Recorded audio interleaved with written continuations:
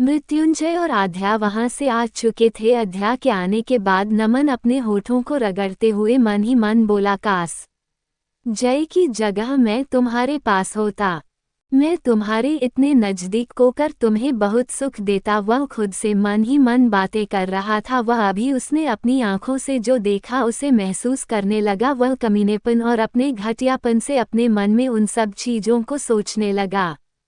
दूसरी तरफ मृत्युंजय और आध्या वह दोनों सबके पास आ गए थे और हल्दी के रस में एंजॉय करने लगे। हल्दी में सब लोग अभी भी खोए हुए थे। मृत्युंजय इतने सालों बाद पहली बार सबके साथ में लेकर इतना एंजॉय कर रहा था। ये सब देखकर सारे घर वाले बहुत खुश थे कि कम से कम चलो आध्या के आने से इसके जीवन में इतना बदलाव तो आया कि यह हम सबके साथ वक्त बता रहा है, और सबसे बड़ी बात मुदिता की शादी को इतने अच्छे से एंजॉय कर रहा है।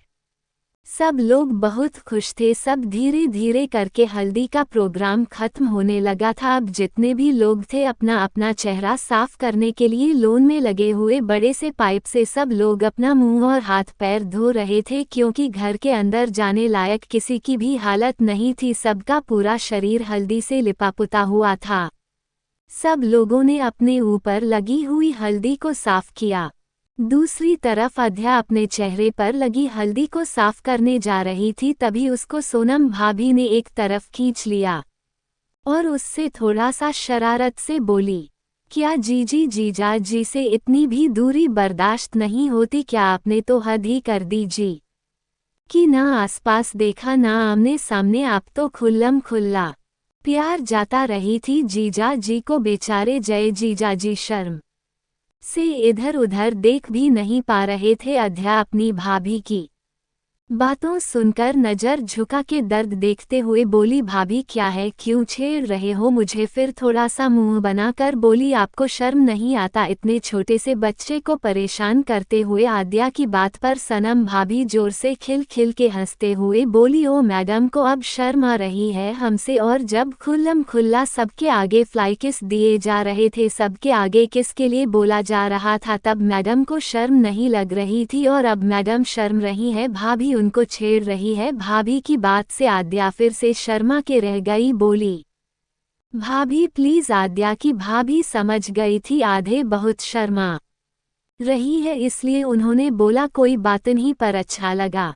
बेचारी जीजा जी की तो हालत देखने लायक थी, क्या तुमने खुल्लम खुल्ला उनको फ्लाइंग किस दी थी? इस बात पर सनम भाभी उनको फ्लाइंग किस का सीन याद दिलाते हुए फ्लाइंग किस देते हुए बोली, कुछ इस तरीके से दे रही थी ना आप, और साथ में अपनी एक आंख बंद करते हुए भी दिख रही थी। यह सब देखकर तो आद्या की हालत ही ढीली हो गई। वह खुद से बोली, भाभी प्लीज आप, मुझे नहीं पता था आप लोग वहां पर हो। फिर उसकी हालत देखकर सोनम भाभी बहुत प्यार से बोली, कोई बात नहीं, पर अच्छा लगा दे तुम जीजा जी से इतना प्यार करती हो। जीजा जी भी बेचारे थोड़ा शर्मा रहे थे, लेकिन अच्छा लगा आप दोनों इतना प्यार करते हैं एक दूसरे से। आद्या भी कुछ ना बोली, अपनी भाभी की बात पर बस हल्की से मुस्कुरा दी। दोनों आपस में बातें कर ही रही थी, तभी वहां मृत्युंजय आया और आध्या से बोला, आई थिंक सब लोगों को अब जाने होगा, तो मेरे हिसाब से जो हल्दी के लिए रिटर्न गिफ्ट सामने बनवाई तो आप और भाभी मिलकर सबके लिए निकलवाओ, और कोई भी बिना गिफ्ट के नहीं जाना चाहिए। मृत्युंजय की बात सुनकर के आधे बोली, ओके मैं अपना मुंह धो के जा रही थी।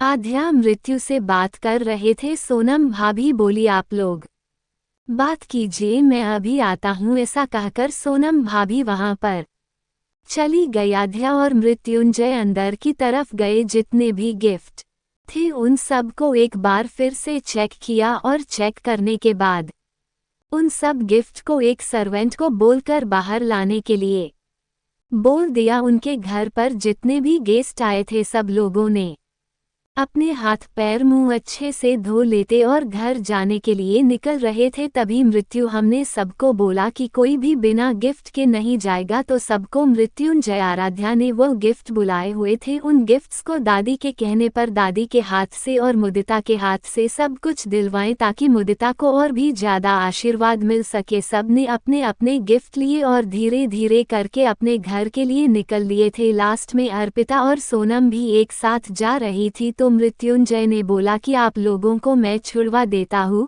ड्राइवर से बोलकर। सब लोग हल्दी के बाद अपने अपने घर जा चुके थे। आद्या, मृत्युंजय और बाकी सभी घर वाले भी आकर के अपने अपने रूम में नहाने के लिए चले गए थे। सबसे पहले आद चली गई थी क्योंकि मृत्युंजय अभी थोड़ा नीचे बात कर रहा था शादी के लिए, तो आद्या जब मौका देकर नहाने चली गई थी। सब लोग हल्दी के फंक्शन में इतनी ज्यादा थक गए थे कि अभी किसी के भी पास ज्यादा बात करने का समय नहीं था। सब अपने अपने रूम में तक करके आराम करने लगे। मृत्युंजय काफी देर बाद आया तो देखा आद्या कपड़े चेंज करके एक पतली सी शिफॉन की पिंक कलर की साड़ी पहन के लेटी हुई थी। मृत्युंजय उसके थके हुए चेहरे को देखकर अपने आप ही हंसने लगा। मन ही मन बोला, शरारत करने पर आती है तो किसी को छोड़ती नहीं है, थमने पर आती है तो किसी छोटे बच्चों से मासूमियत से भी काम नहीं लगती है। पर जो भी है ये लड़की जब से मेरे जीवन में आई है सब अच्छा ही है। मृत्यु मुझे खुद से बात कर ही रहा था कि अचानक से उसे याद है कि अरे अब उसने कपड़े नहीं बदले हैं। अब वह अपने कपड़े लेता है और वॉशरूम में नहाने चला जाता है। धीरे धीरे करके शाम का समय हो गया था। अब सब लोग तक करके आराम करके वापस से अपने रूम से बाहर आ गए थे। मृत्युंजय अद्या भी आराम कर लिए थे तो वह भी बाहर आ गए थे। मृत्युंजय अद्या से बोला, तुम नीचे जो, मुझे कुछ काम है। आद्या नीचे आ गई थी। वह दादी और मीरा जी के साथ बैठकर बातें कर रही थी। दूसरी तरफ माया चाची और शांति हुआ बैठी हुई थी। शांति बुआ आद्या को देखकर के बहुत ज्यादा अंदर ही अंदर कूद रही थी, लेकिन कुछ बोल नहीं सकती थी क्योंकि मृत्युंजय की बीवी जो थी और आद्या को कुछ बोलना यानी कि मृत्युंजय को बोलना। आद्या को देखकर वह चुपचाप अपने मन की अरमानों को लेकर बैठी हुई थी। तभी उनकी बेटी नैना बोले कि माँ, आप इतना चुप क्यों रहते हैं? पहले तो जय भैया आपकी सारी बात मानते थे, अब ऐसा क्या हो गया? तो शांति की बोली, बेटा, एक चुड़ैल ने आकर के जीवन की सारी शांति खत्म कर दिए। ये जो तू देख रही ना, यह मीठी छोरी सबको काट रही है और मृत्युंजय इसके तो दिल को ही इसने बिल्कुल अलग कर दिया हमसे। ये जय के ऊपर ऐसे हावी हो गई है कि जय को इसके अलावा कुछ दिखता ही नहीं है। कैसे भी करके इस चुड़ैल को, इस लड़की, इस आद्या को इस घर से निकलना है। अब मैं और भाभी ने कितनी कोशिश की इसको निकालने की, लेकिन अभी तक यह इस घर में, और सबसे बड़ी बात अब तो दिन प्रतिदिन इसका इस घर में रुतबा बढ़ता ही जा रहा है। मैं तो उसे दिन का इंतजार कर रही हूँ जब यह इस घर से निकलेगी, और कैसे भी करके उसको इस घर से निकलना ही होगा, वरना तो हमारा इस घर में जरूर हुआ था वह ऐश्वर्य की जिंदगी कैसे जिएंगे। शांति जी आद्या को गालियां देते हुए अपनी बेटी को बोल रही थी। उसकी बेटी भी मन ही मां बोली, यह सच में यह आद्या जब से आई है, मैं अजय भैया ने हमें भी ठीक से नहीं अटेंड किया, हमसे भी बात तो करना दूर के बाद ठीक से बोले तक नहीं है। वह भी आधे को मन में गाली दे रही थी। दूसरी तरफ मीरा जी और दादी आद्या के साथ बैठकर कल हल्दी के प्रोग्राम और उसी के साथ संगीत प्रोग्राम की बातें कर रही थी। आद्या दादी को बोल रही थी, दादी दोनों प्रोग्राम साथ ही है तो बहुत ज़्यादा मेहनत करनी होगी, तो मेरे हिसाब से हमें शाम से ही मेहंदी का प्रोग्राम शुरू कर देना चाहिए और उसके बाद में संगीत प्रोग्राम हो जाएगा, और संगीत का फंक्शन देर रात तक चलेगा तो मेहंदी भी सूख जाएगी और फंक्शन भी अच्छे से हो जाएगा। दादी को उसका सजेशन अच्छा लगा और वैसे भी सारे गेस्ट को यही इन्फॉर्मेशन पहले दे दी गई थी, तो आद्या उनके साथ बातें करके अपने रूम की तरफ जा ही रही थी। तो दूसरी तरफ बाहर से आता हुआ नमन उसको देखा है। नमन की नज़र जब आद्या पर पड़ी तो एक बार फिर से उसके अंदर का शैतान जाग उठा। वह आद्या के रूप को देखकर एक बार फिर से बोला, भगवान ने क्या सोचकर इसको बनाया, एक बार यह मुझे मिल जाए, कसम इसको बनाने वाले की, फिर कभी इस जाने नहीं दूंगा। वह इस तरीके की बात है अपने मन में कर रहा था। तभी आद्या ना चाहते हुए पीछे की तरफ मुड़कर देखा तो उसे नमन दिखाई दे। नमन को देखते हुए आद्या की थ्योरियों चढ़ गई।